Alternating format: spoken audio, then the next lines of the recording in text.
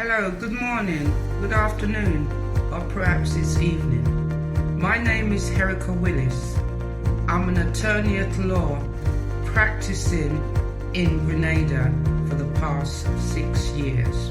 As a slight background, I'm also an attorney at law in Jamaica and admitted as a solicitor of the Supreme Court of England and Wales in 2000. Well, I'm here today to inform you of wonderful news. I intend to advise and promote law in Grenada because Grenada matters.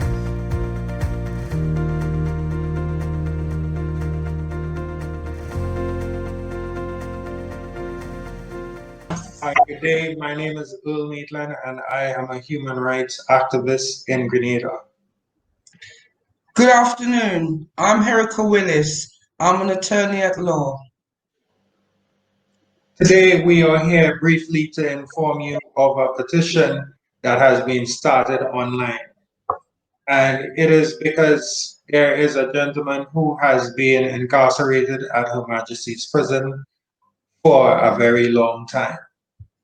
And to introduce the session, an asylum seeker is a person who has fled his or her home country because of war or other factors harming him or her or his or her family.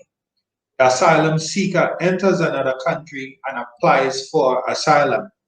Asylum being international protection granted by the country he or she has fled to. Well, in recent years, Grenada was advised of the growing need to implement refugee laws and procedures, as the country was a hotspot for asylum seekers. As a result, the United Nations urged the country to implement procedures for asylum seekers. They have failed to do so. Even today, Grenada remains the only one of the 5 states in the Caribbean region that has not implemented refugee laws. In August 2019, one gentleman from Ghana escaped persecution from his country and came to Grenada to seek asylum. Although he arrived on our shores without passing through the usual channels, he presented himself to the Red Cross Society. As he has informed us, he believed this would have been sufficient. Yes, it is sufficient. Presenting oneself to the Red Cross Society office is sufficient because under the Immigration Act of Grenada, the Red Cross Society office is a place permitted by the Immigration Department to receive individuals who enter the country.